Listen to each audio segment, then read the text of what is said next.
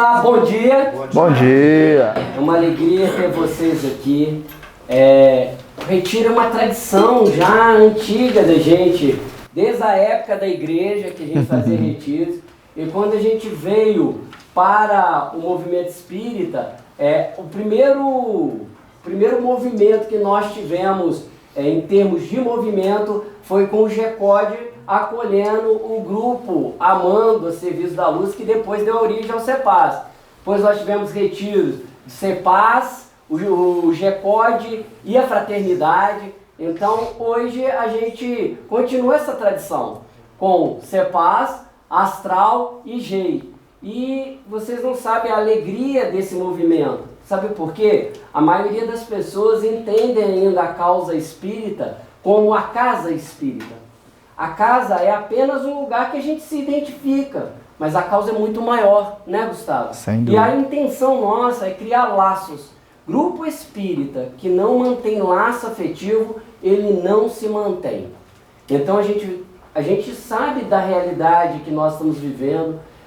Existem brigas entre as religiões, né, entre os povos de uma forma geral, e a gente entristecer, ver ainda companheiros de causa espírita brigando. Então tem muito ex-espírita batendo no espiritismo, mas muitos, vocês não têm ideia, muitas pessoas que vão para a internet falar mal da casa que participava e confundem o espiritismo com o movimento. O movimento é feito por nós.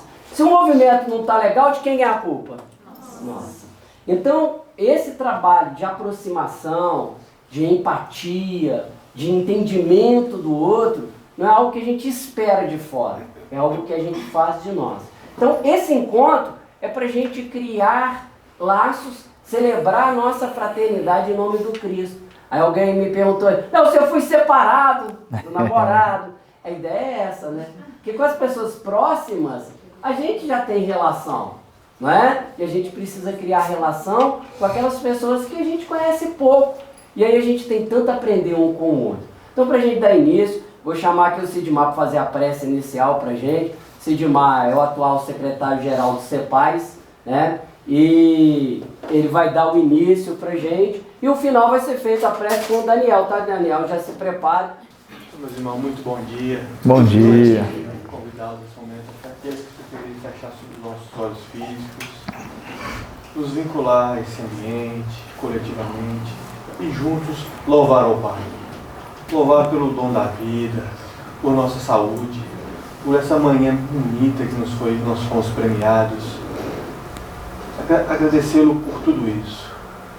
E por essa bendita oportunidade de nos reunir coletivamente, nos instruirmos, que consigamos absorver a mensagem do dia, dos estudos, e internalizá-la para a nossa vida, que nos levará para o caminho reto. Que Jesus continue sendo nosso guia, nosso líder, que assim seja. Que assim seja. Bom, gente, nós tínhamos pensado nesse trabalho que a gente tivesse um momento da parte intelectual, da reflexão realmente que a doutrina nos pede. E o primeiro nome era do Gustavo. E o que eu disse? Gente, o Gustavo está muito ocupado. E a gente há pouco tempo. Então nós não convidamos o Gustavo. E aí outra pessoa aceitou e desmarcou de última hora. E aí quem aceitou? O Gustavo. Que certas coisas não dá para fugir. Gustavo. É seu trabalho. Não é? Em nome do CEPAS, do Astral e do GEI, nós te damos as boas-vindas. E você alegra o nosso coração, você e a presença da Aline também, que é sua companheira e a gente sabe que dá força. Seja muito bem-vindo, muito obrigado por ter aceito o nosso convite, irmão. Obrigado pelo convite. Vocês tentaram ficar livres de mim, mas não teve jeito. Fazer o quê, né? E é bem essa a proposta, né? Aqueles que me conhecem sabem que o convite é a reflexão, é o aprofundamento. Nós não podemos subestimar e subutilizar esse tesouro que é a doutrina espírita. Nós precisamos valorizar tantas pérolas que nós temos para a proposta do encontro, a proposta da temática, espelhos da alma. E quando eu vou ficar aqui mais perto. E quando nós pensamos, né, em espelhos da alma, né, o autoconhecimento que liberta, o perdão que cura, automaticamente me vem o que o Espiritismo tem a dizer sobre essa proposta. Como tornar prático, objetivo, um tema que ele é aparentemente tão subjetivo, psicológico, filosófico, e é mesmo. Mas o Espiritismo amarra essas propostas para que nós tenhamos razão nas escolhas daquilo que vamos primeiro enxergar como projeção anímica nesses espelhos, naquilo que reflete o que estamos em vários momentos, em vários estados de humor, né? Então, estamos aqui num retiro espiritual, numa confraternização. Então, a maioria de nós está bem, né? Está feliz, está em paz, né? Está aguardando um café maravilhoso, né? Então, a gente está num momento tranquilo, agradável, rever amigos que há algum tempo não via. E aí a gente vai refletir algumas personas, algo que está em nós, mas que nem sempre se faz. Em outros momentos, teremos os desafios da evolução, as provas, as expiações, e aquele mais atento ver-se-á refletido nas emoções, algumas delas em desarmonia com a lei divina. Então, quando nós pensamos nesse espelho, ou nos espelhos da alma, depois que eu conheci esse médium pictógrafo maravilhoso, que é o GPT, né? Eu tenho buscado trabalhar muito com esse médium. E ele é maravilhoso, que ele não tem animismo, né? Ele não interfere, você manda, ele obedece. Fico pensando, se os médios na reunião mediúnica fossem assim, os espíritos iam ficar alegres, né? Então, nós damos uma proposta e ele traz, né, a imagem ou o raciocínio. Particularmente, gosto muito de lidar com as imagens, porque torna mais acessível ao conhecimento a proposta teórica. Então, nós temos aqui nessa imagem diversos estados da mesma pessoa. E aí nós, na verdade, enquanto indivíduos, somos muitas personas. A construção de diversas experiências. Fomos almas em muitos momentos. E na definição de Allan Kardec, lá no item 3º da introdução do Livro dos Espíritos, a alma é o espírito encarnado. Então essa persona, a alma, muitas que fomos e estamos, inclusive agora, elas somam-se, dando como resultante o indivíduo, a individualidade, ou seja, o somatório das almas, das personas que fomos, é o espírito imortal. E nisso, vemos, muitas das vezes nos surpreendemos com reflexos, reações que nem sabíamos que existiam em nós. É muito comum o indivíduo dizer assim, eu não me reconheci naquele momento. Eu não sabia que tinha isso em mim. Aquela raiva, aquele ciúme, aquela tristeza, aquela vaidade. E é por isso que viver é necessário para evoluir. E conviver ainda mais. Porque é na convivência que o outro, o professor, nos ensina primeiro quem somos.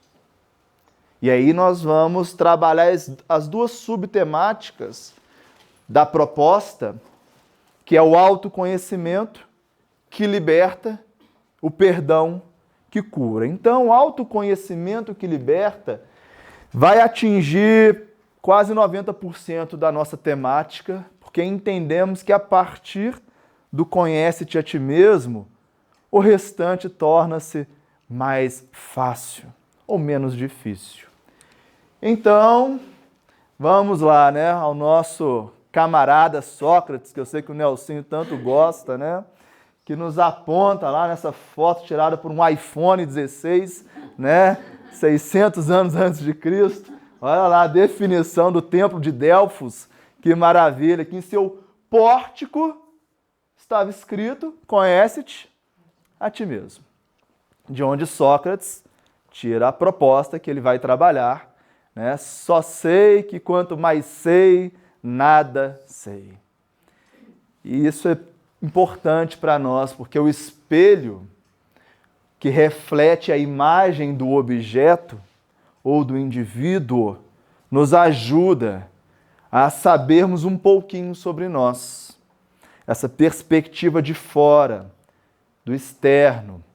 Então, quando Sócrates nos traz essa proposta do autoconhecimento, ou conhece-te a ti mesmo, nós vamos tentar ir por um percurso, um caminho não tão comum.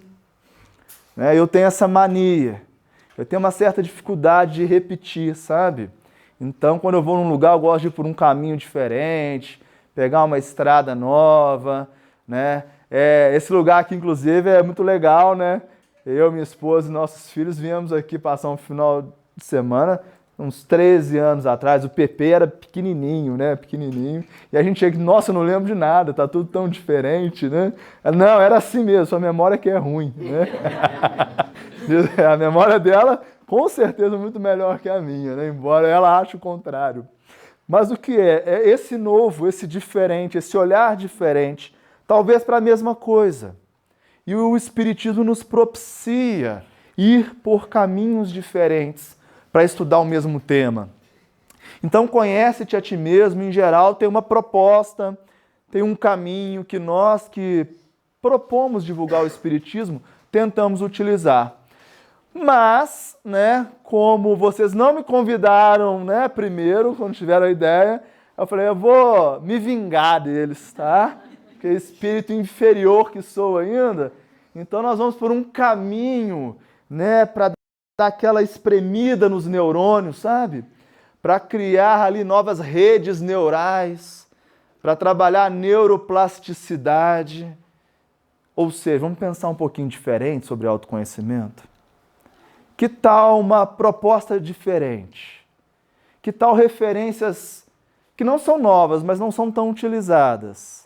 Para que a gente possa, talvez, já que está tão difícil o autoconhecimento com esse olhar filosófico, quem sabe a proposta científica do Espiritismo nos auxilie, através da fé raciocinada, perceber a ideia do autoconhecimento. E aí eu chamo Publius Lentulus, né, que eu não sou bobo, eu chamo a turma, né, que conhece das coisas. Então Emmanuel, no livro Estude e Viva, vem nos trazer aqui uma fala fundamental para a gente iniciar o estudo. Efetivamente, não alcançaremos a libertação verdadeira sem abolir o cativeiro da ignorância no reino do Espírito. Quem aspira em tesourar os valores da própria emancipação íntima à frente do universo e da vida, deve e precisa estudar. Então, Emmanuel está dizendo o seguinte: esse autoconhecimento que liberta, o conhecereis a verdade e ela vos libertará, não vem sem o estudo, não vem sem o conhecimento. Então nós precisamos, para nos libertar, para alcançar essa libertação, abolir a ignorância no reino do Espírito. Então nós precisamos entender, primeiro, o que somos. Quem é o Espírito? Que entidade somos nós? Porque nós falamos do espírito desencarnado, comunicante, obsessor, mentor, como se fosse uma outra coisa, que não nós. Desidentificamos, dissociamos. E quando nós nos enxergamos como espírito, e quando nós vamos buscar conhecer as verdades do reino do Espírito, o que já sabemos, o que conhecemos sobre nós mesmos, e que nos liberta. Liberta do quê? o Emmanuel deixa claro, a libertação é da ignorância. Por isso o conhecimento liberta, porque a ignorância aprisiona. Então a ideia é que nós hoje conheçamos um pouco mais sobre o reino do Espírito, sobre as nossas estruturas espirituais, para que a partir daí, quando eu me ver refletido, como vocês perceberam lá na primeira imagem, eu entenda de onde vem essa imagem, que não sou eu, mas é parte de mim, que naquele momento se reflete. Então eu não sou a pessoa mais feliz do mundo, não sou a pessoa mais triste, não sou odienta, não sou santo, não sou demônio, mas em alguns momentos estou refletindo algumas características dessas situações. Então nós vamos hoje evocar a figura desse senhorzinho simpático, né? Olha só a alegria desse senhorzinho que desencarna com seus 100 anos de idade, depois de trabalhar tanto, né, pela doutrina espírita, pela divulgação da doutrina espírita. Me ajudem, alguém conhece esse rapaz? É o Hermínio? Não? Não sei. Mais senhor ainda. O Hermínio ainda desencarnou um pouquinho mais novo, né? Por favor. Vamos lá, pode chutar. Alguém uma vez me disse que ele tinha não sei se morado aqui ou passado por aqui. É um psiquiatra espírita. Vou ajudar, hein? Bom, em Barbacena, psiquiatra. Começa com J. Opa, ó, já tem. Jorge. É o Jorge André? É o Jorge André. Essa fotinha não é da mais. Eu tinha visto ele tão velhinho. Essa eu peguei aquela dele já mais velhinho. Para mostrar, né? Olha só que maravilha trabalhar no bem. Então, esse é o Jorge André, né? Um grande pesquisador sobre o espiritismo, alguém que, né, embora eu não pude conhecer, mas sou muito grato pelo trabalho que fez e pelas possibilidades que me ofertou em me conhecer melhor, enquanto espírito. E o Jorge André tem muitos livros. Ele, baiano, né, estava sempre lá trocando ideia com o Divaldo, com a Joana de Ângeles, atuando muito nesse campo do psiquismo, do espírito, que se reflete no psiquismo da alma enquanto encarnada. Então ele vai elaborando algumas estruturas no reino do espírito, e isso é importante. Então ele traz essa estrutura numa obra chamada Correlações Espírito-Matéria, em outras obras também, mas mais em especial nessa ele trabalha essa estrutura septenária, ou seja, de 7 círculos concêntricos, trazendo, gente, uma analogia. É bom deixar isso claro desde o início. É como ele conseguiu vestir com palavras as ideias que os espíritos propõem, tanto na codificação quanto nas obras que advêm da codificação, dando sequências chamadas subsidiárias, principalmente com André Luiz e com Joana de Ângeles, principalmente. Então, é óbvio que a gente não quer aprofundar nisso, isso caberia, né, alguns meses de estudo. Mas o que nós queremos aqui é só que vocês entendam que aqui é uma exposição didática sobre o reino do Espírito, para nos conhecermos um pouco enquanto espíritos, que é o que somos, seres inteligentes da criação. Então ele vai dividir aqui, nesses 7 níveis, algumas estruturas que vão demonstrar o porquê se reflete algo de nós e que nós às vezes nem sabemos que existia, ou que já sabemos e ainda não conseguimos controlar. O bem que eu quero fazer, esse eu ainda não faço. Então ele traz essa estrutura mais concêntrica, que ele chama de inconsciente puro. E aqui ele diz quando nós somos perfeitos. É a nossa potencialidade, a perfectibilidade. É a consciência. Onde está inscrita as leis de Deus. Então é aqui onde está em estado latente o que seremos Espíritos puros, perfeitos, Cristos. Já pensou, o retiro já não vai ser mais aqui no Parque da Mantiqueira, vai ser num sol qualquer aí. Pensa bem que retiro que é esse, hein? Vamos para o sol fazer uma reunião. Aí vocês vão falar, mas o Gustavo está muito ocupado, gente. Ele tem ali uma nebulosa, né? Porque é isso, só muda a proporção. A gente está treinando aqui nessa proporção. Nós vamos ampliando. É isso que, né, o Emmanuel nos ensina no livro A Caminho da Luz. Então aqui está a nossa essência divina, a consciência, que ele chama de inconsciente puro. Eu vou usar os termos dele, obviamente, em respeito, mas eu queria fazer essa ponte entre o que ele escreve e o que o Espiritismo propõe, porque muitos não conseguem entender o que ele propõe por isso. Ele só dá um termo que, dentro da visão dele, é mais adequada. Consciência. Né? Tá lá, questão 621 do Livro dos Espíritos. Onde está escrita a lei de Deus? Na consciência.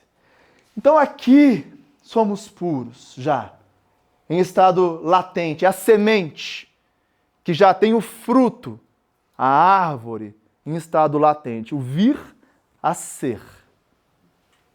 A partir desse segundo círculo concêntrico, são as nossas experiências. Então vamos reencarnando, não é assim? Lemos lá na questão 167 do Livro dos Espíritos, qual é o objetivo da reencarnação? Expiação e melhoramento progressivo da humanidade. Então, o objetivo de reencarnar é ter experiências para que esse estado latente torne-se real. Torne-se o que somos e não o que seremos. Ele chama de inconsciente arcaico ou passado. E vocês estão vendo umas pintinhas pretas aqui? Ele chama de núcleos em potenciação. O que seriam os núcleos em potenciação? Eu li lá que a palestra era interativa, né? Então, por favor, fiquem à vontade, né, em perguntar, em comentar, em questionar, né? Porque talvez sejam muitas informações novas. O caminho é novo, né? A gente está pegando uma estrada nova para falar de autoconhecimento. Então pode ser que a gente tenha dificuldades mesmo com esses termos novos, e como ele pede o encadeamento no raciocínio, se alguém se perder, não entender algo, opa, Gustavo, não entendi isso, você tinha falado aquilo, é isso mesmo? Sem problema. Os núcleos em potenciação são as memórias, são as experiências arquivadas, os arquétipos, nos dizeres de Jung. E o Jorge André era um grande estudioso de Jung, e ele também fazia essa analogia. Ou seja, aquilo que nós vivenciamos nas nossas muitas experiências fica armazenado no inconsciente arcaico. E por isso a gente não lembra, porque é uma estrutura ainda muito próxima do que somos, espíritos. Mas, embora não nos recordemos, esses núcleos em potenciação, eles vão ecoar nas estruturas mais externas. Lembrando, a gente só quer nomear agora, tá bom? Porque depois eu vou fazer as associações. A terceira estrutura, o Jorge André chama de inconsciente atual. Ou seja, nos dizeres odiernos, seria o subconsciente. É algo que eu não estou consciente, mas se evocado, eu lembro. Então, vou dar um exemplo, né? Uma coisa que vocês, espero que não estejam pensando agora, mas na hora que eu falar, né, vai sair do subconsciente, do inconsciente atual e vai vir para o consciente, né? Hoje, o que vocês comeram de manhã, quando acordaram? Vocês não estavam pensando nisso, não era consciente, agora virou. Quem não comeu nada, pelo menos já está consciente que não comeu nada. Entenderam? Então é isso, o inconsciente atual é isso. É uma coisa que é evocada dada uma demanda. E eu sei, eu digo. Ela não é inconsciente no sentido de que, por mais que eu queira me lembrar, eu não consigo, eu sei. Mas no momento ela não é consciente. Essa é a diferença. Diferença daquilo que, ou seja, está ligado à nossa atual encarnação, porém não está consciente, não dá para estar consciente de tudo o tempo todo, óbvio. E aquilo que é das reencarnações, ou seja, a memória do espírito, e que nós só vamos ver imagem, reflexo, sem entender bem. O que Allan Kardec trabalha no Evangelho segundo o Espiritismo como as causas atuais e anteriores das aflições, por exemplo. Então, aquilo que eu não encontro causa aqui, está em outras encarnações. Envolvendo todas essas três estruturas, inconsciente puro, passado e atual, está o corpo mental, que André Luiz descreve no capítulo 2 do livro Evolução em Dois Mundos, como a estrutura que envolve a mente. Ou seja, a mente está circunscrita nessa estrutura como espelho da vida, da alma, não é isso? Primeiro capítulo do livro Pensamento e Vida, que nos fez, né, amigos, de fato, né? Empatia automática. Ou seja, Emmanuel, o Públio Lentz, eu falei aqui do Públio Lentz, é o Emmanuel, tá, gente? Então, o Emmanuel diz, a mente é o espelho da vida em toda parte.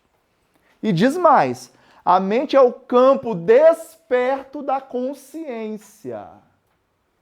Ou seja, o que a mente faz é expandir-se como efeito do despertar da consciência. Quando a lei divina, que embora escrita em nossa consciência, passa a ser o quê? Conhecida. Porque nós tendemos a confundir muito isso. O fato da lei divina estar inscrita em minha consciência não significa que eu conheça a lei divina. Nós vamos com as experiências percebendo que determinadas ações terão determinados efeitos, reações. Lei de causalidade. Então, conforme eu tenho determinadas ações, os efeitos são positivos. E conforme eu tenho outras ações, os efeitos são negativos.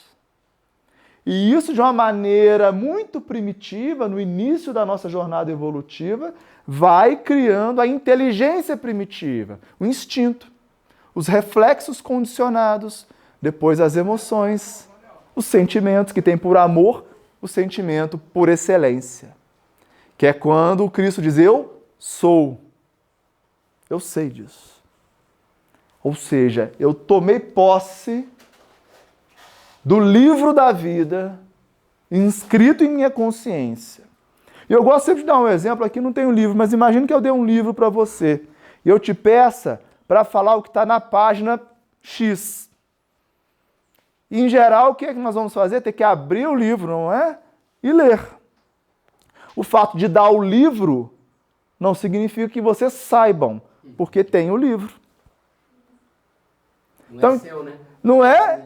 Exato. Gustavo, sim. deixa eu fazer uma intercessão. Por favor. Me lembrou um pouco essa estrutura aí Ah. da casa mental proposta por André Luiz, né? Dele falar presente, passado e futuro, da casa mental. Aham. E também me fez pensar que a consciência tem níveis. Então, se a gente pegar aqui, cada um está num nível de consciência diferente. E quando ele fala nível de consciência, é o acesso a essas leis de Deus. Então, o que para você é tão claro, para o outro pode ser totalmente obscuro. É isso Seria aí. isso, essa... Perfeito. Ou seja, o quanto eu li do livro da vida, das leis divinas, o outro não leu. Às vezes eu li o primeiro, o segundo capítulo, o outro leu o terceiro e o quinto. Então, em alguns aspectos, eu estou mais consciente da lei divina, em outros aspectos, o outro está. Em alguns aspectos eu entendo o seguinte, olha, eu preciso estudar, eu preciso despertar minha consciência para esse tipo de conhecimento. Em outros indivíduos eu preciso perdoar, eu preciso praticar a caridade benemerente, eu preciso ser mais humilde, porque cada um está lendo um capítulo dado o seu momento evolutivo e para cada um vai ressoar esse capítulo de forma diferente. O que nós precisamos é nos sensibilizar ante aquilo que a lei divina apresenta-se para nós, nesse estado anímico, de alma que nós estamos. E aí o que gera essa condição de diferença que o Nelson propôs? Nossos núcleos em potenciação. Ou seja, o Emmanuel, ele é o Emmanuel hoje porque ele foi o Publius Lentulus lá atrás. E foi uma série de personas. E ali ele foi agregando experiências. Você imagina a experiência de estar com Jesus, que ele mesmo narra no livro, há 2000 anos, que ele chega a se ajoelhar, mas que aquela experiência naquele momento não bastou para o despertar. Então, a estrutura do Espírito Emmanuel, que nós conhecemos como Emmanuel, tem núcleos em potenciação diferentes do meu. Então não dá para me comparar com Emmanuel, é besteira. E é o que a gente faz muito, né? Cada um tem a sua formação. E nós vamos ver a importância disso no autoconhecimento. Então a mente, enquanto campo desperto da consciência, essa quarta estrutura, é a interface entre aquilo que é espiritual, essencialmente, ou seja, aquilo que a consciência está expandindo-se e está inconsciente, mesmo enquanto desencarnados, e é bom lembrar disso. E aqui um parágrafo muito rápido. Concordo com o Jorge Andréa. Depois ele traz aqui o perispírito, já para falar da próxima estrutura, que seria o perispírito. Ouço alguns companheiros dizendo assim, não, mas a memória está arquivada no perispírito. E aí eu vou lembrar lá do livro Nosso Lar, quando a mãe do Lísias recebe um livro com seus últimos 300 anos de experiência. Se estivesse ali no perispírito, ela estaria consciente de que ela fez. E aí ela começa a ler. E aí ela vai lembrando. E aí ela diz, agora eu sinto. E é totalmente diferente. Então percebe mais ou menos o que fizeram com a mãe do Lísias. Eu esqueci o nome dela, alguém lembra? Laura. A Laura. O que fizeram com a dona Laura, já estou íntimo, né? O que fizeram com a dona Laura é mais ou menos o que eu fiz com vocês. O que vocês tomaram no café da manhã? Acessou o que já existia no inconsciente dela, desencarnada, e por estar no inconsciente, não é acessível ao corpo perispirítico. Então não é que eu desencarne e lembro de tudo. E nós sabemos disso, não é? Então o fato de estar me expressando no corpo perispirítico ou psicossoma não quer dizer que eu tenha acesso às minhas estruturas mnemônicas. Então o autoconhecimento pede mais do que só desencarnar. Não é um processo só da expressão do espírito, porque aqui tudo é psíquico, até o corpo mental. A partir daqui são corpos de expressão do ser inteligente. Perispírito, duplo etérico e corpo físico. Ou seja, são estruturas eletromagnéticas compostas de matéria em níveis diferentes de densidade, que tem uma função, que o ser inteligente da criação se expresse no mundo espiritual e no mundo material. Então nós não somos o corpo físico, não somos o perispírito, e tem o duplo etérico também como uma interface. Assim como existe a mente, vê que ele coloca aqui, de maneira parecida, assim como temos o corpo mental, a mente, como interface do que é psíquico, espiritual e o que é material, perispírito, tem o duplo etérico, que é essa interface entre o corpo perispirítico e o corpo físico. Porque aquilo que é espiritual, etéreo, não vai agir diretamente na matéria. É por isso que nós vamos magnetizar a água, mas que com a ação dos espíritos é necessário o nosso fluido anímico, que é mais próximo dessa matéria. Por isso que o médium passista precisa ser um cano limpo, para que o fluido do espírito, perpassando e se unindo aos nossos fluidos, auxilie aquela pessoa que está recebendo. Por isso, nós vamos ver em Memórias de um Suicida a fala de que aquele espírito suicida, sem o auxílio do médium, não conseguiria receber a ajuda, porque é necessário fluido que intermedia interfaces. Por exemplo, para que a câmera capte a minha voz com qualidade, nós temos uma interface. Então é isso que é importante nós entendermos sobre autoconhecimento. Muito complexo, dá para pelo menos assim entender nossa estrutura enquanto espíritos, o reino do espírito, numa proposta didática. Para mim está parecendo uma ressonância magnética do espírito. É, quase, são camadas. Quando o Hernani Guimarães de Andrade propõe também, né, o modelo organizador biológico, a teoria corpuscular do espírito, ele traz essas camadas. Então, os dois trabalharam muito e eu não vou entrar nesse mérito, mas quando a gente junta a teoria corpuscular do espírito com a ideia dos núcleos em potenciação e com a formação do perispírito, vira uma maravilha. Que a gente começa a conectar as coisas com o André Luiz. Aí começa a fazer sentido, né? Os bíons, os intelectons, os perceptons. Lá quando o André Luiz, em Mecanismos da Mediunidade, fala sobre fótons, pósitrons, elétrons, nêutrons mentais, a gente entende que essas estruturas atômicas que criam os nossos corpos de expressão, o perispírito, o corpo físico e o duplo etérico, são fruto da matéria mental, ou seja, do meu pensamento. Porque é isso que André Luiz ensina. Pensamento é matéria mental. Olha aqui a mente. Ou seja, o pensamento é esse subproduto, ou produto, resultante da mente. Por isso ele chama matéria mental. Que reflete o quê? O espírito. Com suas estruturas de inconsciente puro, atual... Arcaico, obrigado. Por isso que eu levo sempre ali. Eu sempre vou levá-la. E atual. Sabe o que é legal?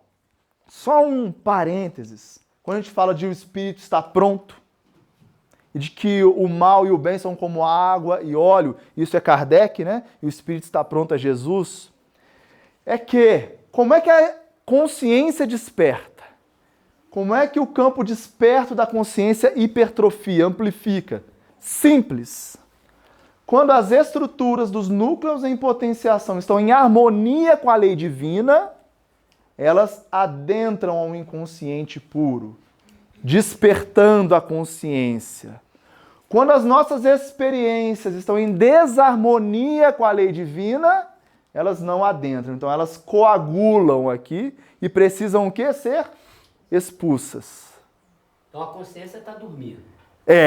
Da maioria de nós. Exato. Em algum grau está dormindo em todos nós, exceto Jesus. Sim, meu caro, vai lá.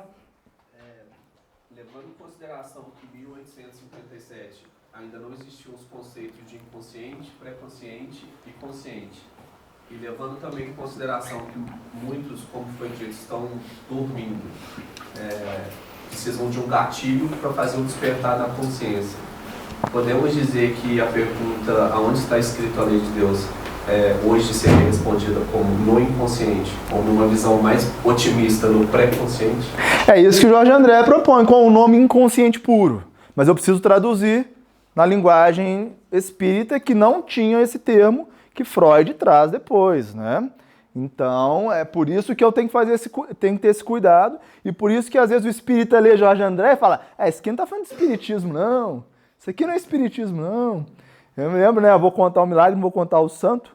né, quando o Nelson fala sobre quando nós mesmos nos boicotamos, né, quando nós mesmos ficamos criando cisânia, dificuldade, né, de ir em um determinado lugar, bem longe daqui, de verdade, não é aqui, né, que às vezes o pessoal acha assim, só para não falar que é aqui, né, longe daqui, em outro estado, vai, para ficar claro que é longe. E aí chegando lá, né, o indivíduo que nos recebeu, ele tinha uma convivência muito íntima com o Jorge Andréia. E aí ele vai falar o quanto assim, o Jorge Andréia, ele já mais idoso, ele ficou muito melancólico da forma como o movimento espírita não entendeu o que ele escreve, né? Inclusive, né, trazendo propostas que não são a deles, como se fosse a dele, com preconceito quanto à homoafetividade, por exemplo, e outras coisas, enfim. E aí a gente vê, aí ele fala que quando ele chegava lá, né, e eles conversavam, que ele via que no final de uma vida inteira, trabalhando para divulgar o Espiritismo, poucos, né, entenderam, e deve ser muito difícil isso. Ao mesmo tempo, isso é muito comum entre os gênios, né? O gênio, ele é um incompreendido. Ele pode ser um maluco ou ele pode ser um gênio. É muito linha, a linha é muito tênue. Nós, barbacenenses, sabemos disso, né? Porque eles só acham que nós somos loucos, nós somos gênios, não é verdade? Mas por quê? O gênio não fala da atualidade. O gênio fala do porvir. Então Jesus foi incompreendido, Sócrates foi incompreendido, e aí a lista é enorme. Kardec foi incompreendido, principalmente pelos espíritas, ele deixa isso claro, que o que mais dói nele é quando os seus companheiros de doutrina não o compreendem. Continua até hoje, né? Então não vamos esperar ser diferente. Ô, Gustavo, Com a gente, sim? eu ouvi uma frase, pra gente refletir, da Maíse Braga hoje, É. ela falando assim, que ela repete uma frase do Chico. Chico falou assim, o Espiritismo nunca será uma doutrina de milhões de seguidores. Ele falou assim, para a maioria das pessoas que estão na Terra, é inconcebível a ideia da reencarnação, a ideia de você ser responsável pelos próprios atos, porque o que nós vemos na massa? É terceirizar, né? Se vitimizar e colocar a culpa no outro, olha que poder que te liberta. A culpa é da Camila, pronto, está resolvida a minha vida. Então a gente vê que ainda nos falta maturidade. E o movimento espírita ainda existem pessoas em graus de adormecimento muito grande em termos de doutrina. Porque a doutrina fala da caridade como salvação. Sim. E aí você vê uma pessoa que prega a caridade, que estuda a caridade, desejando morte de outra pessoa apenas por questões políticas. Vamos pegar isso por exemplo. Sim. Então, olha o grau de adormecimento. Perfeito. É de não entendimento total da doutrina. Perfeito. Né? É isso aí. Ou seja, adentra, vocês estão vendo aqui, setas, então seriam forças, né, externas que chegam à consciência ou ao inconsciente puro, sinônimos, e que vão voltar para o que nós chamamos de consciente, que é diferente de consciência. Beleza? Consciente, nós estamos conscientes de que estamos aqui no Parque da Mantiqueira, de que estamos num estudo, né, de que me chamo Gustavo e vocês com seus respectivos nomes, que estamos em Barbacena. Então, quando algo entra, tipo o espiritismo, vai depender dessas camadas psíquicas, o que sai. E é por isso que tem gente que vai ler A e vai fazer B, né? Por isso que tem gente, por exemplo, fala, pô, eu fui lá para um retiro espiritual, falar de autoconhecimento, esse cara tá falando de inconsciente, de perispírito, de matéria mental, de átomo, poxa, eu só quero me espiritualizar. Aí o Emmanuel, por isso que eu não sou bobo nem nada, né? Vocês acham que eu não ia me armar aqui? Ele diz, ó, você quer se libertar? Abole sobre a ignorância no reino do Espírito. O que a gente está estudando aqui? O Espírito. Nos conhecermos, nos percebermos como Espírito.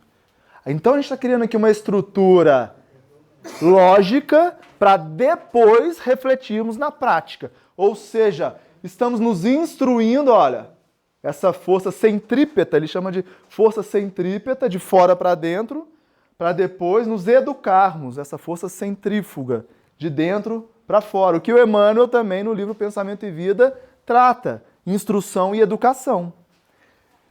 Então vamos lá, revisão rápida. Inconsciente puro ou consciência, inconsciente arcaico ou passado, com as pintinhas aqui, os núcleos em potenciação, que são aquilo que são as potencialidades da alma, por isso esse nome, baseado lá no Leon Denis, né? Como é que chama? O problema do ser, do destino e da dor. Então são potencialidades que, quando se desenvolvem em harmonia com a lei divina, alimentam a consciência, mais uma página que eu li, e a consciência desperta. Quando estão em desarmonia, vou dar um exemplo, a vontade, né, é uma das potencialidades, a maior de todas, segundo o Leon Denis e o Emmanuel também no capítulo 2 do Pensamento e Vida. Eu uso a minha vontade para fazer algo contrário à lei divina, isso aqui vira uma neoplasia psíquica, ou seja, um tumor psíquico. E isso é necessário o que ser? Exudado. O termo do Manuel Filomeno de Miranda, né? Expelido. E como é que isso é expelido aqui? Doenças. Por isso o Emmanuel diz que saúde para nós é a perfeita harmonia da alma. Então, quando o espírito aqui está em harmonia com a alma, ele é saudável. Quando não, e aí é o espírito Lourenço Prado quem nos ensina, um capítulo maravilhoso chamado Pensamento, no livro Instruções Psicofônicas, no capítulo 31. Ele diz assim, saúde é o pensamento em harmonia com a lei divina. Doença é o processo de retificar. Então, a doença vem para que a gente mude isso. Se não vai pelo amor, temos os núcleos em potenciação, o inconsciente atual, que é aquilo que a gente já consegue ver no espelho, que reflete a nossa alma. Corpo mental ou mente, que é o espelho da alma e que vai criar, ou seja, o subproduto. Por que o André Luiz diz lá no capítulo 2 do Evolução em Dois Mundos? Volto a dizer, para entender o perispírito é preciso entender que ele não é reflexo do corpo físico, mas é o corpo físico quem o reflete. E o mesmo tem no corpo mental aquele que preside a sua formação. Olha só, isso aqui é André Luiz puro. Aí o camarada que leu o Jorge André e fala que ele não está falando de espiritismo, ele não leu o André Luiz. E aí ele não leu Kardec também. Porque Kardec lá na Gênesis vai falar o quê? Que o perispírito é ligado molécula a molécula ao corpo físico e que tem como causa as doenças físicas e psíquicas. E Kardec diz, estudem o perispírito e vão encontrar as causas dessas doenças. O que o André Luiz fez, espiritamente falando, estudou o perispírito e traz as informações. E o Jorge Andréa dá continuidade, juntando, fazendo um laço.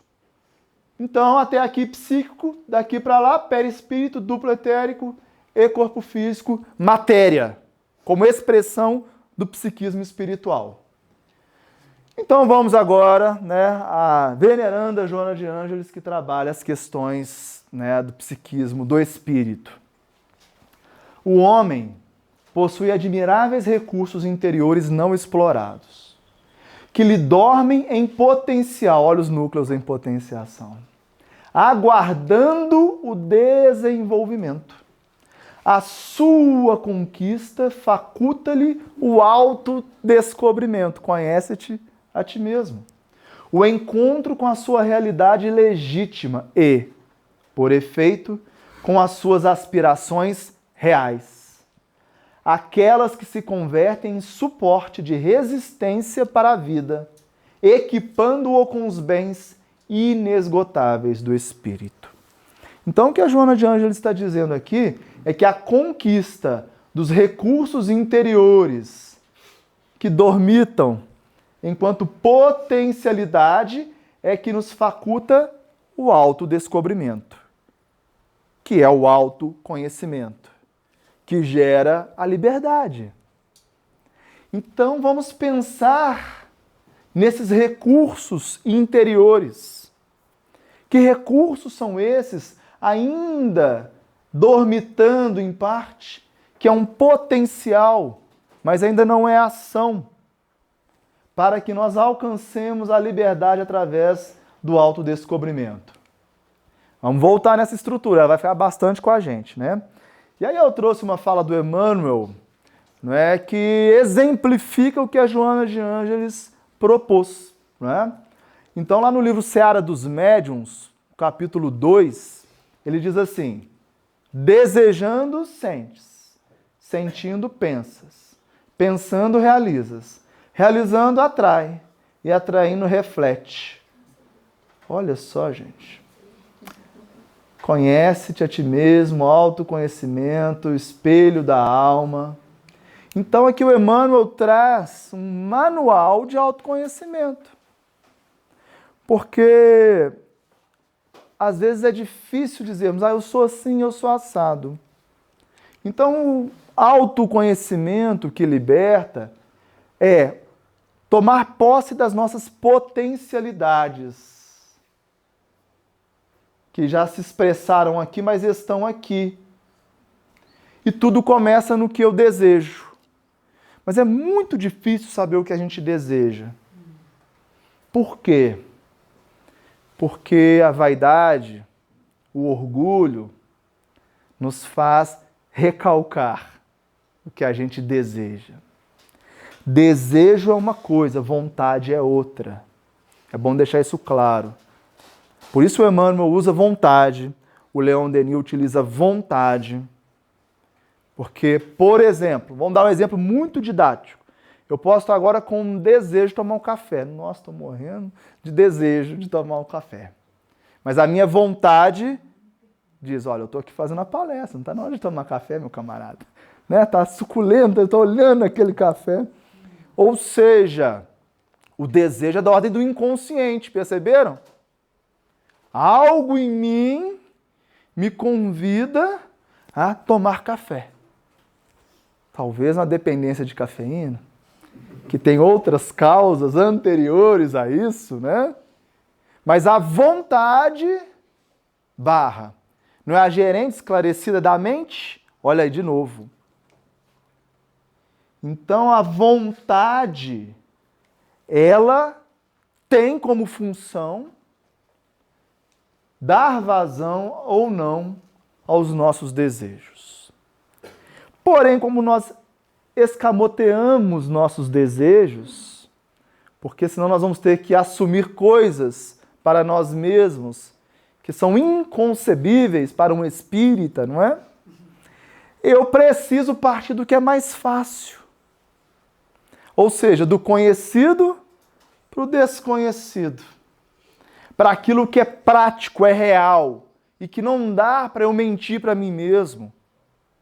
Ou seja, o que é que eu estou refletindo? Olha aí, o espelho da alma. Quando eu me olho, o que eu enxergo? Vai ser aquilo que eu atraio. O que é que eu atraio? Depende do que eu realizo. E isso é muito importante, porque realizar está aqui, ó, na expressão do psiquismo. O que eu realizo, o que eu faço, ou seja, quais são minhas ações. Minhas ações se fundam em quais pensamentos? E esse pensamento, ele tem que sentimento? Até chegarmos ao desejo. Vamos dar um exemplo prático? Bom, o que nós estamos hoje aqui refletindo, olhando para nós mesmos, nesse lugar em que estamos, né? Bom, talvez que eu sou um espírita, ou que eu conheço um amigo espírita, ou que eu participo de uma instituição espírita, vou no encontro espírita. Ok. Isso atraiu outros espíritas, né? Acho que a maioria de nós somos espíritas. Então, nós, por termos lá algum desejo que nós vamos descobrir aí qual é, cada um no seu íntimo, né? Expressamos e que foi refletido e atraiu outros. O que nós realizamos, de fato? Saímos de casa e viemos para cá. Isso é fato, né? Não dá para negar. Não dá para dizer, não, eu não vim para cá. Né? Eu vim. Tem gente que tenta, né? Tem gente que tenta, se faz de cego, de surdo, né? De mudo, mas olha, nós estamos aqui, tá? Não é um sonho, é real. é real. Essa realização se baseou em que pensamento? No que eu pensei ao vir aqui? E aí existem uma infinidade, né, de possibilidades. Vou dar só um exemplo. Pensei em ter um dia agradável. Pensei em aprender.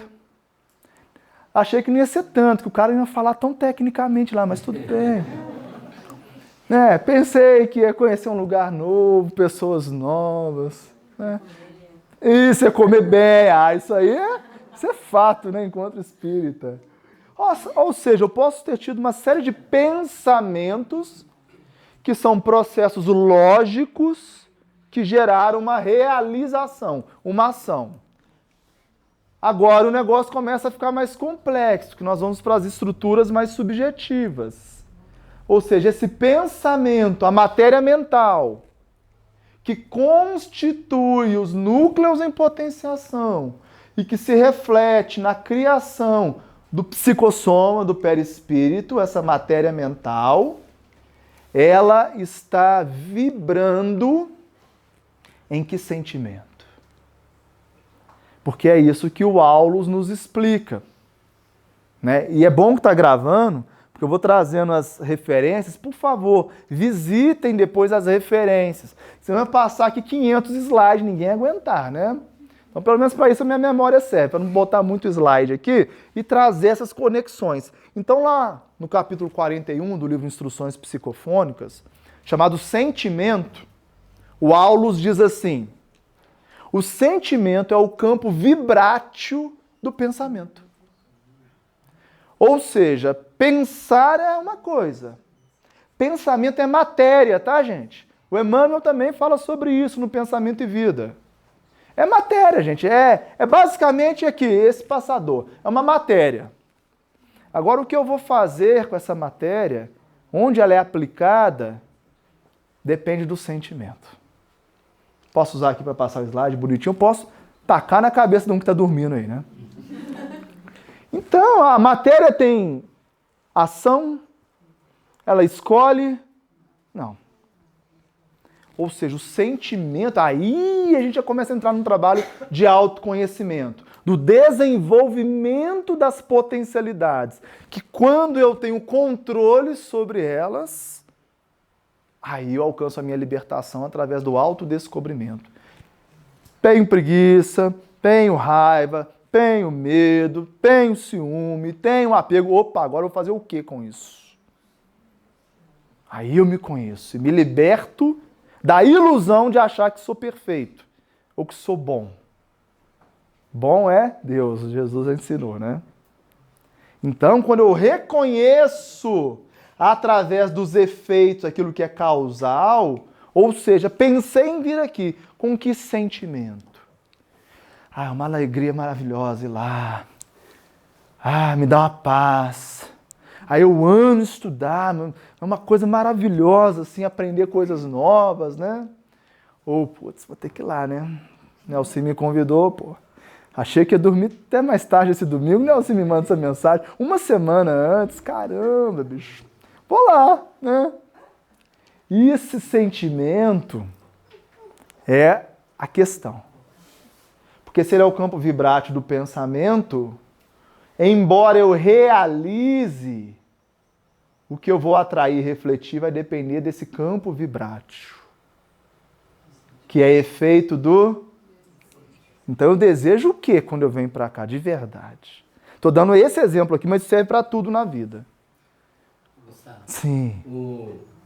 Certa pessoa foi reclamar com o Divaldo sobre o trabalho que estava lá e tal. E a pessoa muito infeliz.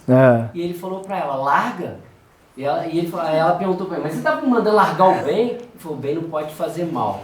Porque por mais que a gente esteja realizando, se o nosso realizar não estiver fazendo com que o sentimento vibre em sintonia, né, para acessar ali o núcleo, não tem sentido o que a gente está fazendo. É isso. E muitos de nós ainda estamos fazendo automaticamente as atividades espíritas, sem entender que o pensamento é a base para a gente sentir e vibrar para atrair os bons espíritos. Sim. Perfeito, é isso.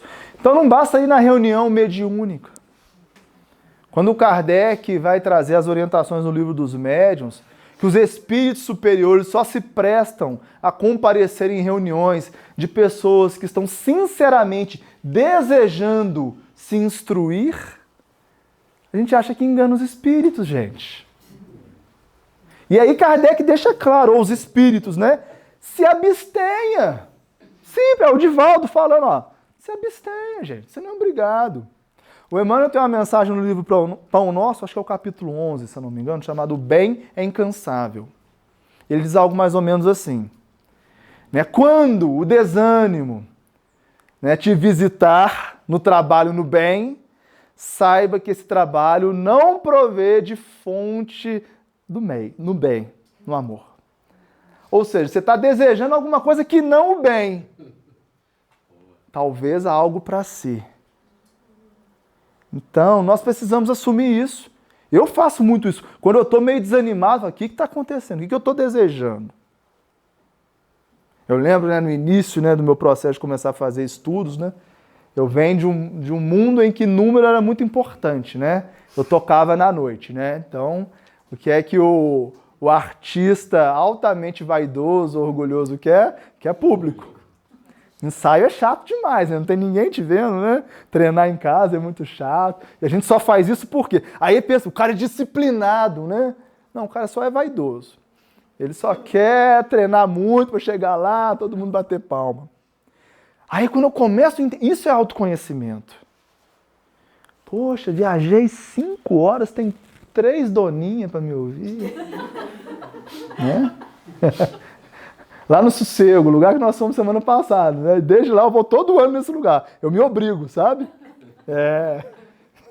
Engraçado que é um lugar assim, que eu não consigo entrar sem chorar. Porque ali eu me conheci.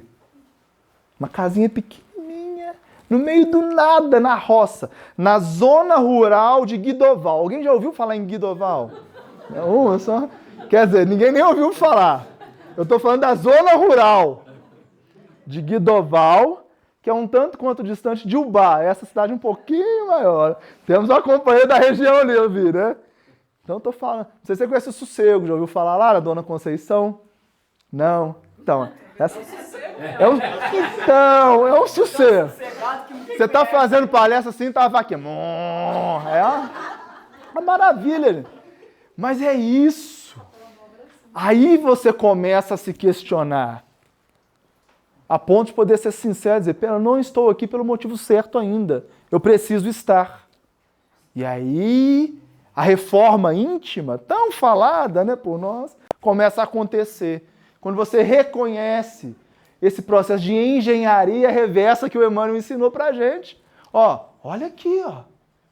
Poxa, mas eu estou numa perseguição espiritual, estou obsediado. Por que será, hein? Você está refletindo, atraindo espíritos imperfeitos, inferiores. A gente não pensa nisso, né? Pô, estou aqui no trabalho do bem e os espíritos ficam lá dificultando. Por que será? Porque nesse capítulo aqui o Emmanuel diz assim, sintonia é lei inderrogável. Ou seja, não adianta. É lei. E lá no Pensamento e Vida, quando ele fala de obsessão, ele vai dizer assim, obsessão é um processo de via dupla.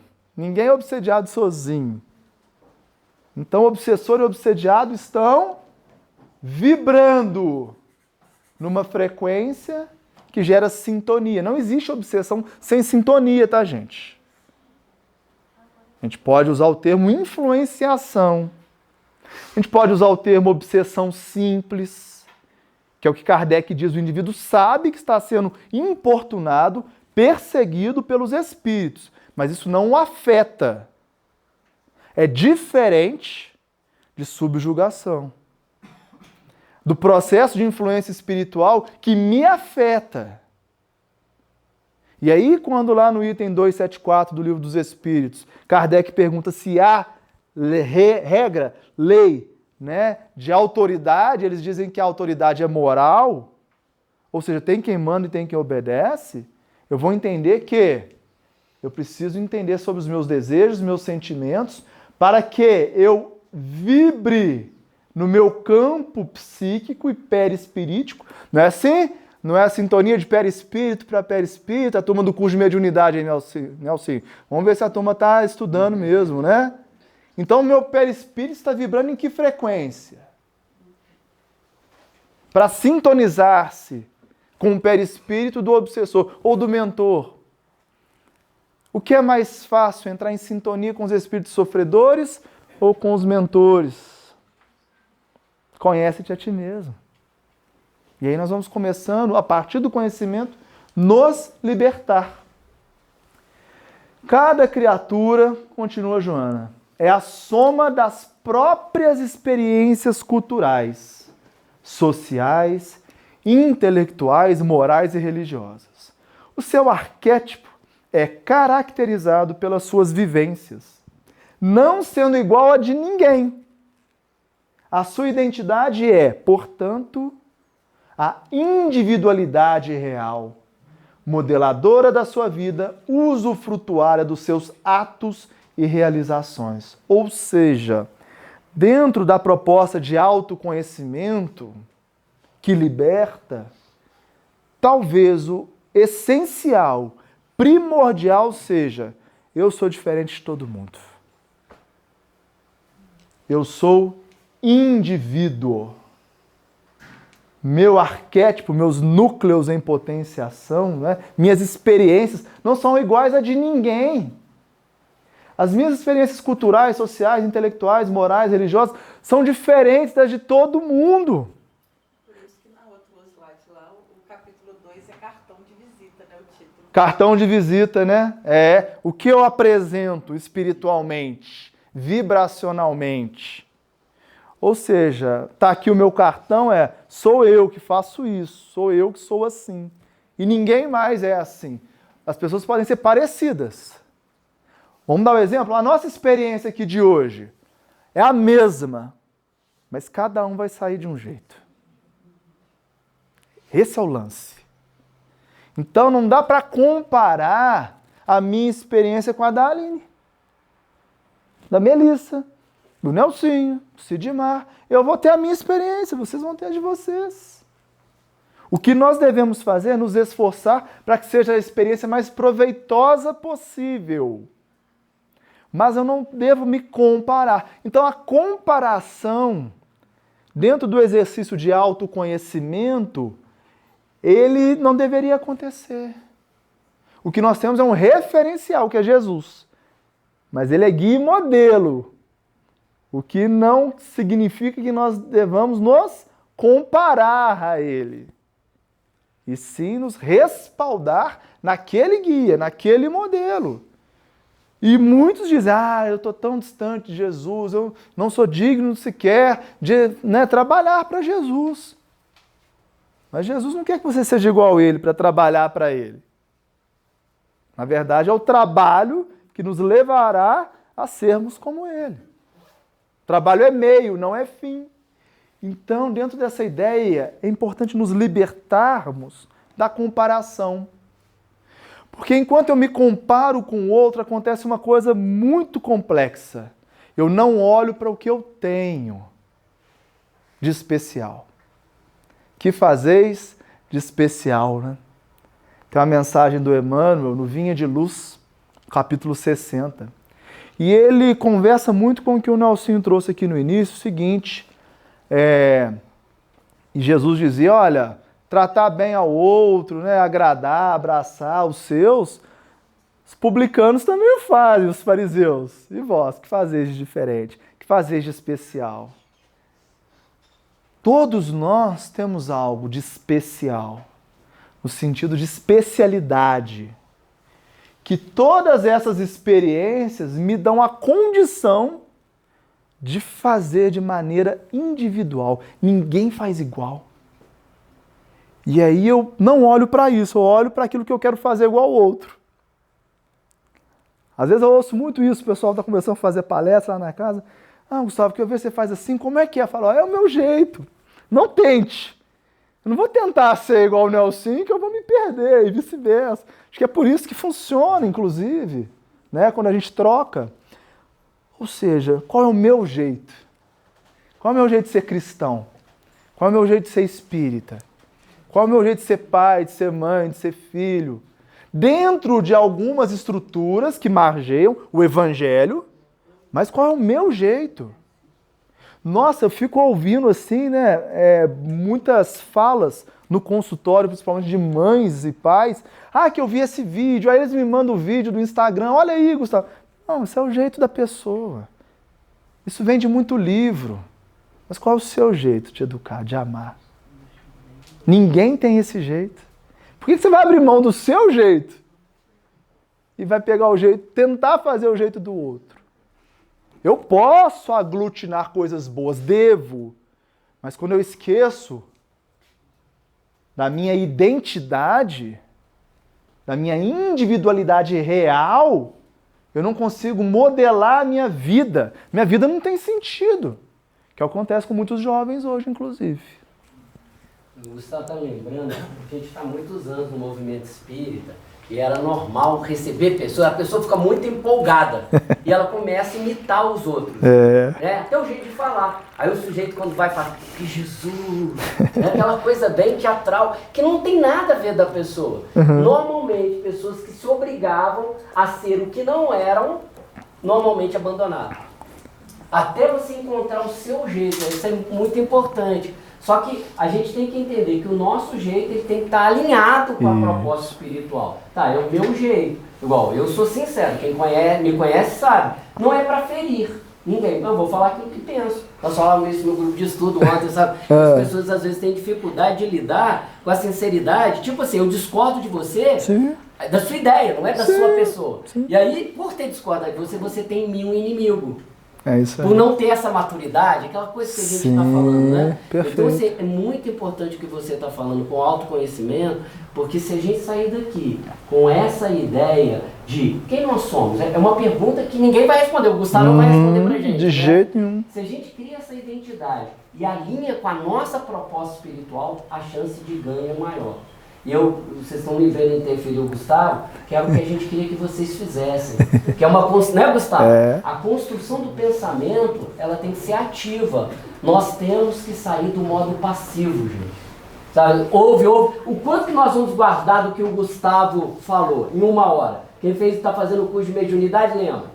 Daqui 20 minutos, quando ele terminar, a gente vai ter 40%. 40% de 1 hora. Daqui 1 semana, se a gente não estudar todo dia um pouco, daqui 1 semana a gente tem menos de 20%. Dá menos de 10 minutos de conhecimento, de informação retida. Então, se a gente não fizer essa construção coletiva de pensar, de agir, de interferir junto, a gente vai continuar no mesmo estágio. Tá? É só uma provocação. Desculpa, Gustavo. Não, é para isso mesmo que nós estamos aqui. Nada que desculpar, fiquem à vontade. Porque é isso, são muitas ideias e nem todos nós estamos acostumados com essas ideias. E aí é que está, quando os indivíduos se unem, o processo fica muito mais rico. Por isso Kardec vai recomendar o trabalho em grupo na mediunidade, inclusive, que é essa junção das individualidades. Então, nós precisamos retornar à estrutura septenária do Jorge Andréa e pensar, né? Lá nos meus núcleos, naquilo que eu reflito, o que eu tenho de diferente? Quais são as minhas potencialidades? O que e em que eu aplico elas? Aquilo que é virtuoso em mim, eu uso a vontade para dar continuidade? E aquilo que é vicioso em mim, eu uso a vontade para sublimar, ao invés de recalcar, de negar, de dizer que não existe. Então, quando eu vou me entendendo como indivíduo, mas um indivíduo que teve diversas experiências e que mesmo não querendo, vamos reagir, um reflexo diferente daquilo que eu gostaria, por que eu não aproveito isso? Então, vou dar um exemplo. Né? Um exemplo prático, né? Que nós já vimos em casos de reunião mediúnica. Então, determinada pessoa chegou apresentando uma sintomática. Está aqui, né? Ó, lá no corpo físico. Depressão. Ah, mas não é do corpo físico, mas se expressa. Então se expressava no corpo físico a depressão. Como? Com que sintomas? A pessoa não queria comer, não queria tomar banho, não queria levantar da cama, não queria viver. Também nem queria morrer. Que é o mais complexo grau de depressão, né? Essa melancolia profunda que a pessoa simplesmente não quer existir. Então ela está ali esperando, né, definhar. E aí nós vamos entender. Nesse caso, tá, gente? É só um estudo de caso, um exemplo. Não quer dizer, o fulano de tal está com depressão é por conta disso, não. Olha só, quantos núcleos em potenciação. O que a Joana acabou de nos ensinar? Tô íntimo, né? O que a Joana de Anjos acabou de ensinar? Que somos indivíduos. Então, nenhum caso se aplica exatamente a outra pessoa. É bom a gente lembrar disso. Mas essa pessoa em especial, o que é que nós fomos? E aí é legal na prática mediúnica. Por quê? Porque quando o indivíduo ele se manifesta desdobrado, sem a estrutura do corpo físico, o perispírito, obviamente, está mais próximo das zonas do inconsciente. Então, ali, manifestações psíquicas que o nosso cérebro físico não permitem, ou com tanta facilidade, pelo menos, se dão na manifestação.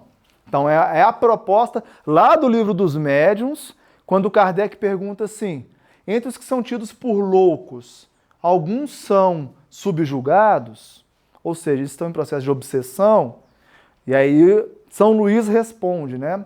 Kardec coloca lá, a maioria dos indivíduos tidos por loucos são obsediados. E quando os médicos conhecerem o espiritismo, vão curar mais do que com as duchas.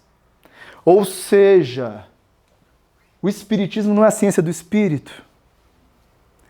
E aí Bezerra de Menezes, quando escreve o livro Loucura sob Novo Prisma, enquanto médico, tentava tratar aqui. Quando ele não conseguia, enquanto espírita, ele ia tratar aqui. E conseguia os efeitos. Então a medicina não tem necessidade? Óbvio que tem, né, gente? E aí eu preciso sempre explicar isso, porque senão alguém pode pegar isso e fazer um corte na internet. É um caso sério essas coisas. Então, ou seja, a medicina é necessária. Agora, ela tem limitação. Porque ela atua... Gente, ela atua aqui, ó. Né? As ciências psicológicas podem chegar até aqui, no inconsciente atual. Agora, o espiritismo vai no âmago. Por isso que a gente não pode subvalorizar essa doutrina. Aquilo que eu falei lá no início. Não dá para passar por uma experiência enquanto espírita e desencarnar subutilizando isso. Sem pelo menos conhecer a mim mesmo dentro dessa estrutura. Tornando médico de mim mesmo. Não quanto às questões físicas, mas quanto às questões espirituais. Então, nesse caso, havia uma experiência, um núcleo em potenciação, que era a irascibilidade. Esse espírito, em outras experiências várias, era muito irascível. Ou seja, tinha ataques de fúria, de raiva, desproporcionais. A gente vê hoje o transtorno opositor desafiador em algumas crianças, né? Às vezes o pai fala um não, o menino quebra tudo, quer bater, né? Esse tipo de situação. E em uma dessas experiências de uma reação, um reflexo condicionado, ela, enquanto mãe, mata o filho. E aí, na hora que ela percebe o que fez, entra o choque, entra o trauma. E nessa atual encarnação, o que expressa? O bloqueio do afeto. Para ela é perigoso sentir qualquer coisa. Porque essas estruturas, como eu disse, eu não vou aqui entrar hoje no mérito, essas estruturas têm espécies de gaps, barreiras. E no caso dessa irmã, a estrutura entre o inconsciente e o consciente, não a consciência, estavam quebradas pela culpa. E se a gente pegar o Pensamento e Vida e ler lá o capítulo Culpa, por isso que esse livro é maravilhoso, não tem como a gente não falar dele sempre. O Emmanuel fala assim, a culpa gera lesões no campo perispirítico na área em que o indivíduo errou.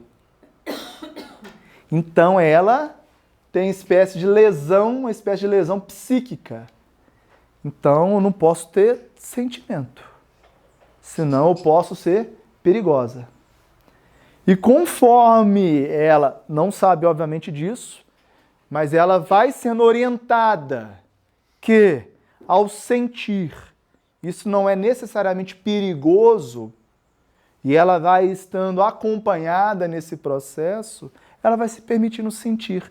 Ela sai da apatia para a afetividade mínima, mas já é alguém que, pelo menos, sente medo, sente raiva, sente alegria, já sai da cama, já se incomoda com a sujeira do filho na casa. E aí, por que isso aconteceu em determinado momento? Para a gente já ir fechando, né? Nelson combinou até 12:30, mas eu vou quebrar o galho de vocês, vou antecipar, porque o café está chamando, o desejo está ficando forte, a vontade está ficando fraca, né? Por quê? O André Luiz, olha como é importante costurar. Lá no livro Mecanismos da Mediunidade, aparentemente assim, não sou médium, não vou para a reunião mediúnica, ele vai dizer uma coisa fundamental. Ele vai dizer que existe o chamado período etário, que é um momento da nossa existência em que, quando eu cometo um grave erro, um delito, contrário à lei divina, ao neoplasma aqui, ao câncer, ao tumor psíquico, aquilo vai sair. A expiação.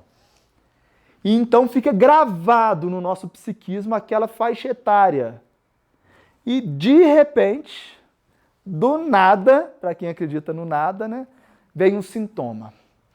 E é o que mais deixa o deprimido deprimido. Porque eles, em geral, dizem assim: eu não tenho motivo nenhum para reclamar da vida. Eu tenho um bom marido, tenho filho, tenho família, tenho trabalho, só que eu não consigo mais gostar da vida. A ciência do espírito, o autoconhecimento, nos permite buscar. E aí a gente vai procurando no autoaprendizado identificar por que eu estou apático. Porque provavelmente o patos, o sentimento, a emoção é perigosa para mim. Em que é perigoso sentir? E nesse exercício de autoconhecimento, eu vou me permitindo. Eu tenho medo de água. Por que eu tenho medo de água? A piscina ali, deixa eu ver aqui. Deixa eu entrar um pouquinho. Opa, saí. Fui. Daqui a pouco eu estou mergulhando e nada aconteceu. A fobia é isso, né? É um trauma que se projeta em algo concreto. E quando eu vou vivenciando aquele algo, no autoconhecimento, percebo que não há razão mais fóbica. Dentro do meu limite, na minha condição.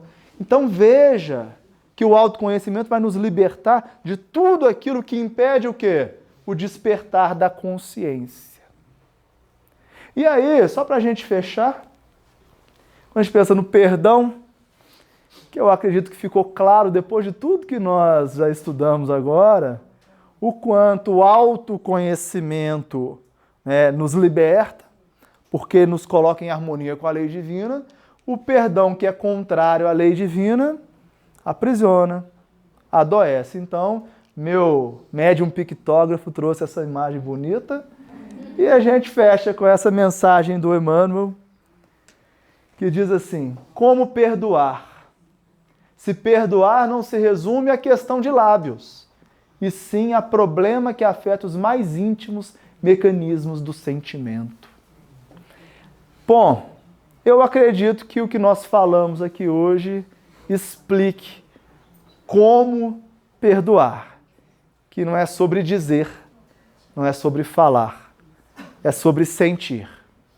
E quando eu entendo que o sentimento é um efeito do desejo, e que o sentimento é o campo vibrátil do pensamento, que é matéria mental, que se reflete nos meus corpos de expressão, se o meu pensamento está em desarmonia com a lei divina, ou seja, se eu guardo rancor, ressentimento, desejo de vingança, eu vou criar estruturas patológicas. É patogênico. Então eu preciso ir lá no que sinto. Porque nós vamos perceber que na maioria das vezes o perdão não é sobre o que o outro fez, mas é como eu me sentir ante ao que o outro fez. E o que me fez sentir mal ante a atitude do outro tem muito a ver, ou tudo a ver, com o quanto eu me conheço. Porque, eu vou dar um exemplo banal, gente. Se o indivíduo me chama, por exemplo, de magro, eu não sou magro, não tem por que me ferir. Se o indivíduo diz que eu estou hoje no trabalho por interesses de vaidade, de orgulho, como já estive, sem saber que estava, porque era inconsciente, não tem por que me ferir mais com isso, nem desanimar do trabalho. Eu me conheço, eu sei de mim, eu sei o que me move na tarefa. Então, a partir daí, a gente não guarda ressentimento. E não dá para concluir esse momento de troca, para devolver para o Nelson, para vocês, enfim, sem recordar a efeméride do ano, não é? 160 anos do livro Céu e Inferno. E lá no livro Céu e Inferno, no capítulo 7º, Código Penal da Vida Futura, é um dos subitens, no artigo 16º nós aprendemos, né, que o espírito passa por 3 processos para se reconciliar com a lei divina, para despertar aquela bolota, né, o pessoal lá chama de bolota, sabe, Nelson? O pessoal lá em Lafayette, essa bolota aí, Gustavo, né?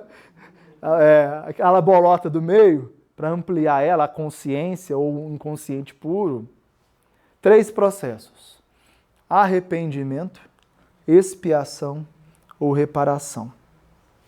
E aí eles ensinam que com o arrependimento diminui-se os travos da expiação. E com a reparação, anulando-se a causa, também anula-se o efeito, que seria a expiação. Então nós vamos lembrar o seguinte: quando alguém faz algo e que eu tenho dificuldade em perdoar, o que diz o Evangelho? Perdoai 7 vezes, 70 vezes 7. Então, perdoar é da lei divina. Se eu estou em desarmonia com a lei divina, significa que eu a transgredi. E eu posso dar as minhas justificativas, as desculpas que eu quiser. Mas no fundo é sobre o quanto eu não sei quem sou e por isso permito que a ação do outro influa no meu estado de ânimo. Por isso Jesus não perdoou ninguém, porque ele não ficou chateado com ninguém. O que ele diz? Pai, perdoa porque eles não sabem. Pai, perdoa, eu não tenho, isso é com Deus. O seu problema é com Deus, tá? Não é comigo, não. Você transgrediu a lei divina. Agora, se você me feriu, é um problema meu comigo. Nem é contigo. É quando o Emmanuel chama essas pessoas de professores, que nos ensinam a amar verdadeiramente. Porque amar a quem te ama, os publicanos e os fariseus o fazem, não é? Então, quando eu reparo a minha transgressão, qual é a transgressão? Ressentir, desejar vingança, sentir repúdio. Como eu reparo? Perdoando, que não é esquecer, nem é falar, mas é repetir um desejo de que, Senhor, perdoa ele não sabe o que faz. Eu não preciso expiar. E qual é a expiação de quem guarda mágoa, rancor, ressentimento? É a exudação daquele núcleo em potenciação que é contrário à lei divina, na forma de psicopatologias. Então, as neuroses, as paranoias, as doenças cardíacas, não é? Tem um estudo, vários estudos, mas em um estudo que eu fiz, que a gente mostra essa relação do remorso, do rancor com as cardiopatias. Como hoje já é cientificamente demonstrado que pessoas que nutrem esse tipo de ressentimento adoecem mais. Então, se eu reparo perdoando, eu me reconcilio com a lei divina. Eu me curo. Lembrando, saúde está lá no item 95 do livro Consolador. Emmanuel diz, é a perfeita harmonia da alma. É por esse fato que Jesus nunca adoeceu, porque ele foi o único ser perfeito que habitou o planeta Terra. Ele é nosso modelo guia ou não é? Nós somos cristãos ou não somos? Então vamos nos esforçar, entendendo que eu sou diferente de todo mundo, para fazer o que posso, o bem, no limite de minhas forças, inclusive em perdoar. Mas isso é efeito do autoconhecimento. Quando eu me conheço, eu não dou a ninguém o direito de me julgar, de me condenar, de me adjetivar como bom, ruim, melhor, pior, certo, errado. Eu estou em paz com a minha consciência ou com o meu inconsciente puro. E é isso que nos liberta para sermos o que somos, para chegarmos a ser aquilo que potencialmente estamos programados para sermos, Cristos. Aí eu devolvo para a coordenação, já agradecendo a oportunidade de estudar com vocês, porque podem ter certeza, sou eu mais ignorante, por isso preciso estudar mais, e é por isso que eu venho, estudo, para tentar aprender, para tentar passar um tema que eu sei é denso, tá, gente? Né? Não precisa ser educados nesse aspecto, é denso, chega a ser complexo, até chato para muitos de nós, mas se ninguém lançar as sementes, apresentar, né, eu acho que nós vamos continuar indo só por um caminho que é maravilhoso, é muito legal, o da filosofia, o da reflexão evangélica. Mas existem formas de compreender por que os filósofos, por que Jesus falou certas coisas. Isso tem fundamentação e o Espiritismo fundamenta. Muito obrigado, um ótimo encontro para vocês e até uma próxima oportunidade, pessoal.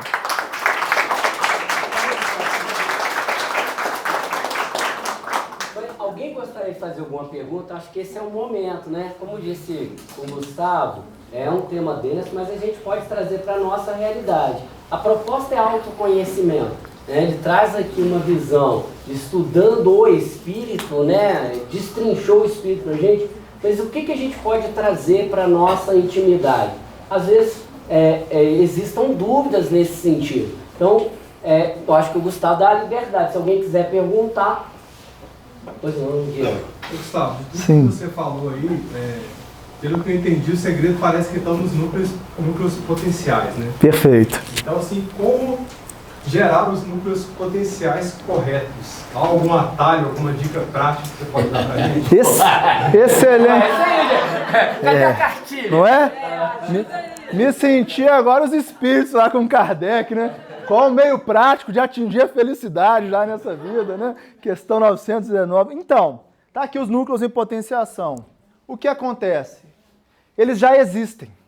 A questão é, eu percebo eles se refletindo aqui, entende? Então, o autoconhecimento esteja atento à expressão do que é inconsciente. Então, vamos dar um exemplo muito banal, mas eu acho que é interessante.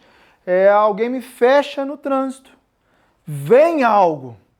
Eu preciso ficar atento a isso.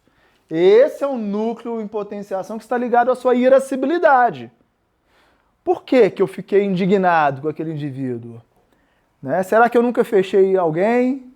E aí entra o recurso do conhecimento. Ou seja, fiquei com raiva.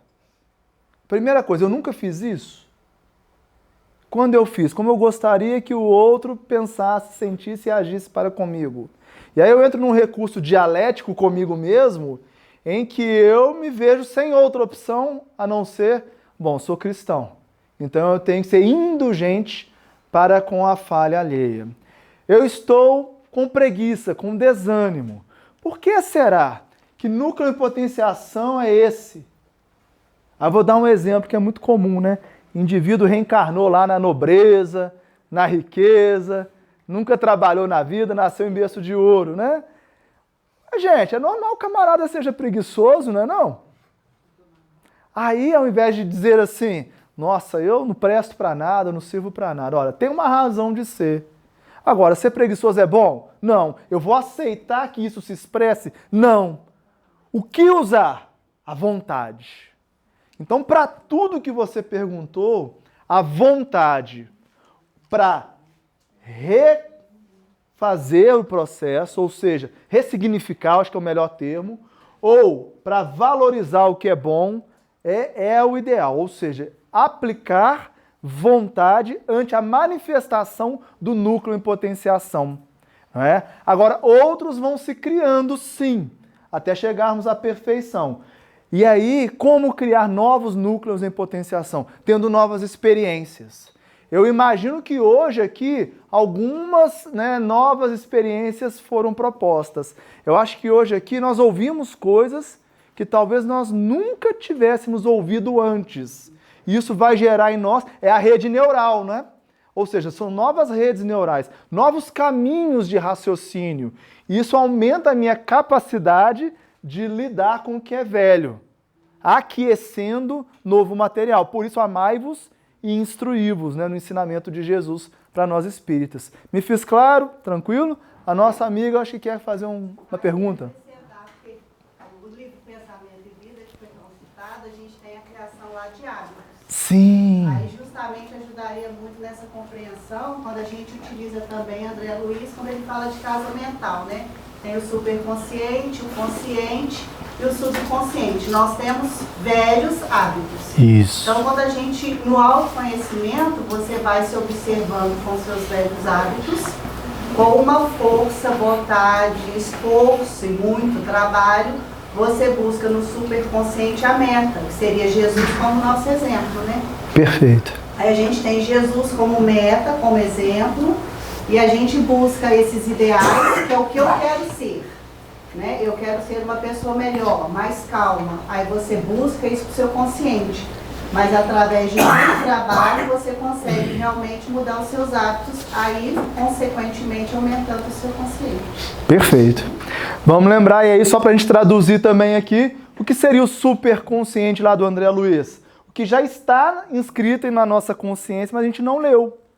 Ou seja, é o próximo capítulo da série, né, que já existe, está filmado, já está em nós, mas a gente ainda não viu. A gente não leu. Ou seja, e por isso Jesus é maravilhoso, porque ele nos dá a condição de perceber que existe fora de mim, em estado latente em mim, e cabe a mim fazer com que é externo, Cristo, seja Cristo em mim. Porque se ele é irmão, criado simples e ignorante, olha o conhecimento espírita como é maravilhoso, me faz perceber que ele saiu do mesmo lugar que eu, da simplicidade e da ignorância, e chegou lá. Eu também chegarei. Como? Seguindo seus passos. Quem quiser vir até mim, toma sua cruz e me segue. E é uma cruz. Qual é essa cruz? Extirpar todos esses núcleos em potenciação. O que eu acho que é a grande sacada do Espiritismo. Precisa ser pela dor, pela expiação, pelo sofrimento? Não. Pode ser pela reparação. Aí o que é negativo aqui... Aí eu vou entrar numa questão muito específica, que o Hernani Guimarães de Andrade propõe, que são os spins, para que lado roda o elétron, que seria o bíon, dentro da matéria do psiátomo, muda de lado. E quando muda de lado, o que é patogênico vira terapêutico. Ou seja, o que ia te adoecer, te cura. Tua fé te curou. Então, esse núcleo em potenciação, ao invés de ser expelido porque é contrário à lei divina, quando eu uso o superconsciente, o paradigma que é Jesus, lendo, compreendendo e vivendo, ele muda a rotação, vou dizer assim, e ele é incorporado pela consciência. E aí ele cura, ele eleva e não dói, não trava, porque vamos lembrar, expiação é um travo. Então eu não preciso ser travado se o que eu uso está em acordo com a lei divina. Porque Deus vai me impedir de usar algo que é para o bem, para a lei divina ser manifestada. O que é impedido em nós é aquilo que nós vamos usar para ser contrário à lei divina. Porque Deus quer que a gente evolua, não é da sua lei? Obrigado pela lembrança do superconsciente, é fundamental. Para a gente entender que é algo que já existe, só que a gente ainda não leu, não descobriu, não conheceu em nós. Ok? Só fazer uma colocação? Sim, meu caro. Acho que esse gráfico aí, eu nunca mais fico sem ele. Ah, que ótimo! Tamo junto. Acho que ele superou até o Livro dos Espíritos. caso, vários psiquiatras também. Bem bacana. Que bom. Veio enxergar. Já usei um aplicativo desse gráfico. Mas Ah, eu posso compartilhar com o Nelsinho sabe aí. uma coisa que eu fiz nesse gráfico, que talvez ficaria mais visual, porque eu só entendi depois que você começou a explicar, se fosse vários corpos mais sutis, você pensando um corpo entrando no outro, porque na verdade é isso, né? Sim, Porque sim. aliás, o simbolismo é do espírito na sua totalidade. Perfeito. Então se fosse vários corpos, você parte do corpo físico, depois você vem para outra camada de perispírito, aí pelo campo mental, até chegar no núcleo. Sim, né? Então se você fizesse isso, eu acho que ficaria mais visual aí. Mas deu uma ideia para clarear assim, o espírito, uma forma de entender a forma do pensamento para o espírito fantástica. Fico muito feliz com o feedback de vocês, porque né, é desafiador tentar apresentar coisas que não são novas. E está em qual livro? Está no livro Correlações Espírito e Matéria. Existem outros livros, Psicologia e Espírito, acho que ele trata disso. Ah, não sei. Só para guardar. Correlações Espírito e Matéria. Nesse livro ele explica, do Jorge né, André. do Jorge Andréia, cada estrutura, então com muito mais profundidade, porque obviamente eu tive competência. Depois você Posso, claro. Acho que vale a pena. Nós vamos disponibilizar também, gente, eu acho que é um material como esse denso, né? Que precisa ser revisto, estudado. Então vai ficar disponível na página do YouTube do CEPAS.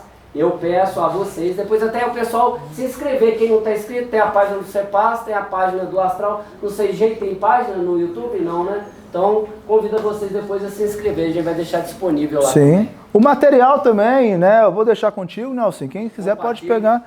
Eu sempre falo, gente, a apresentação não é minha, né? Eu não criei nada. A gente tem que lembrar disso, né? O espiritismo é algo que a gente só tenta reproduzir com a maior fidelidade possível. Mas o material, ele é todo nosso. Cada um de nós, com a sua particularidade, faz do seu jeito. Não é nem melhor, não é nem pior, mas do jeito que eu entendi, que seria bom, que eu gostei de ser apresentado também, né? Eu penso assim, se foi bom para mim, pode ser bom para outras pessoas, né? Que bom saber que para alguns, né, agradou, para outros vai ser difícil mesmo, tá tudo bem. Por isso existem diversos expositores com diversas características, né? Mas quando os outros não conseguem vir, eu tô sempre por aí.